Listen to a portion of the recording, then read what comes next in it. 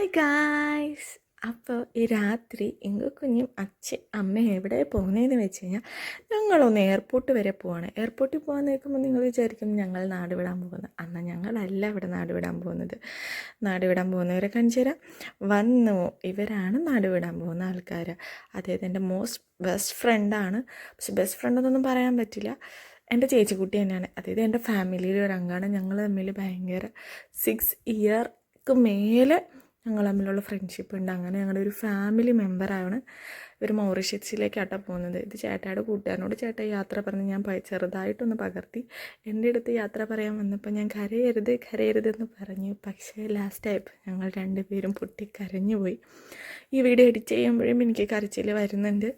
കാരണം എൻ്റെ ഓരോ വീക്ക് സ്റ്റേജിലുള്ള എൻ്റെ കാര്യങ്ങളും മൊത്തം ഷെയർ ചെയ്തുകൊണ്ടിരുന്ന ആളാണ്. ഓപ്പോസിറ്റ് തിരിച്ചും അങ്ങനെയായിരുന്നു. അപ്പോൾ പോയപ്പോൾ നല്ല വിഷമമുണ്ട്. പക്ഷേ അവരുടെ ഒരു കരിയറിന് വേണ്ടിയിട്ട് അവർക്ക് പോയേ പറ്റുള്ളൂ. അത്ര അങ്ങനെ അവരെയൊക്കെ കയറ്റി വിട്ട് ഞങ്ങളും തിരിച്ച് ടാറ്റ പോകുന്ന വഴിക്ക് ഇങ്കുവാവിക്ക് എയറോപ്ലെയിനും കാണിച്ചു കൊടുത്തു.